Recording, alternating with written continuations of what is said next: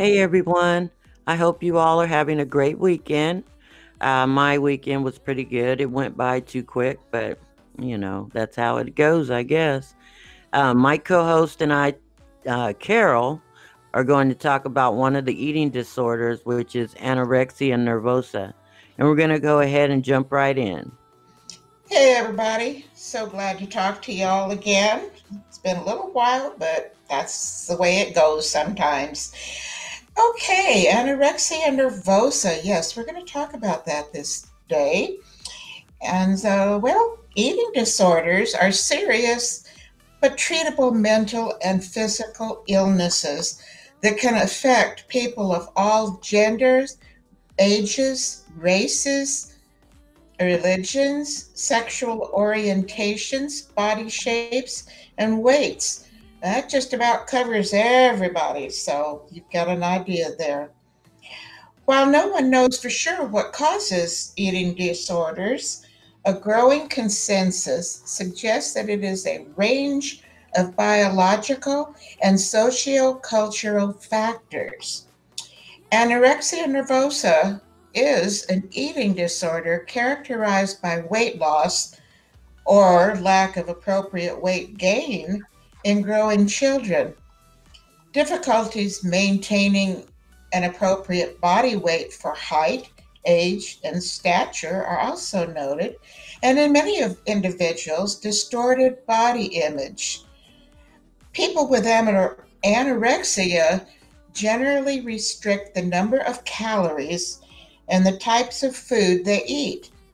Some people with the disorder also exercise like crazy, purge via vomiting and laxatives, and or binge eat. Although the disorder most frequently begins during adolescence, an increasing number of children and older adults are also being diagnosed with anorexia. You cannot tell if a person is struggling with anorexia by looking at them. A person does not need to be skin and bones or underweight to be struggling. Studies have found that larger bodied individuals can also have anorexia, although they may be less likely to be diagnosed due, due to the cultural prejudice against fat and obesity. Here's some interesting warning signs and symptoms of anorexia nervosa. So far as emotional and behavioral, they've got dramatic weight loss. They dress in layers to hide weight loss or stay warm. They may be preoccupied with weight, food, calories, fat grams, and dieting. And they also may refuse to eat certain foods, progressing to restrictions against whole categories of foods. For example, no carbohydrates, etc. They may make frequent comments about feeling fat or overweight despite weight loss.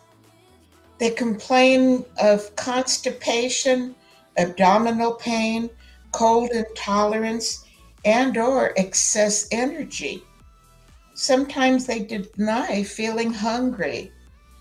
Sometimes they develop food rituals, such as eating foods in certain orders, excessive chewing, or rearranging the food on a plate. They cook meals for others, but they don't eat themselves. They consistently make excuses to avoid meal times or situations involving food. They express a need to burn off calories taken in.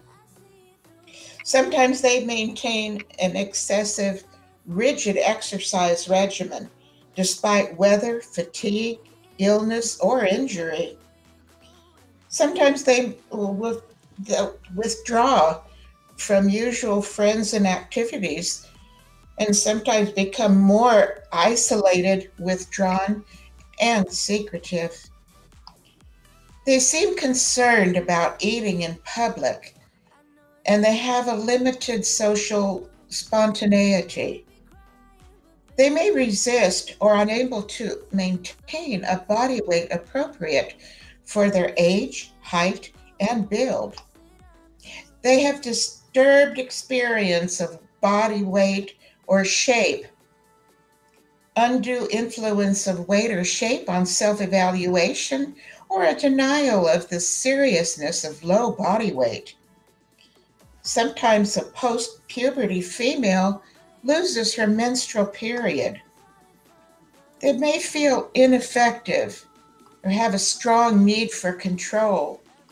And sometimes they show inflexible thinking. They have overly restrained initiative and emotional expression. On the physical realm, they may experience stomach cramps or other nonspecific gastrointestinal complaints such as constipation, acid reflux, that sort of thing. They may have difficulties concentrating.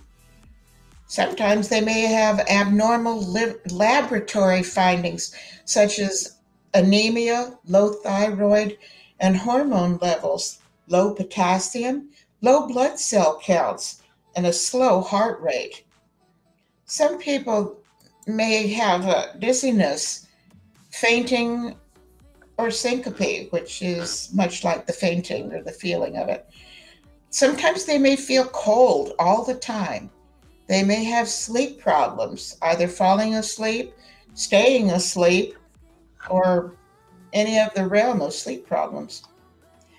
Some women may have menstrual irregularities, amenorrhea, which is no period, or irregular periods, or only having a period while on hormonal contraceptives. This is not considered a true period. They may possibly have cuts and calluses across the top of their finger joints. This is a result of induced vomiting, putting your fingers down your throat. They may have dental problems such as enamel erosion, cavities, and tooth sensitivity. They may also have dry skin and dry and brittle nails. There may be swelling around the area of the salivary glands. There may be very fine hair on the body. This is called lanugo. It's the type of hair that babies have when they are first born on their skin, not the top of their head, but on their skin. It's very, very fine. They may have thinning of hair on the head or dry and brittle hair. They can have cavities or discoloration of teeth from vomiting. There may be muscle weakness. They could have yellow skin in the context of eating large amounts of carrots. They may have cold, mottled hands and feet, or swelling of the feet. They could have poor wound healing and impaired immune functioning. I'm going to talk about the health consequences of anorexia nervosa now.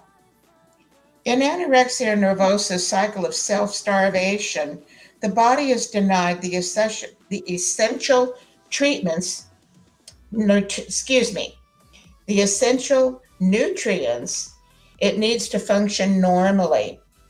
Thus, the body is forced to slow down all of its processes to conserve energy, and this results in serious medical consequences.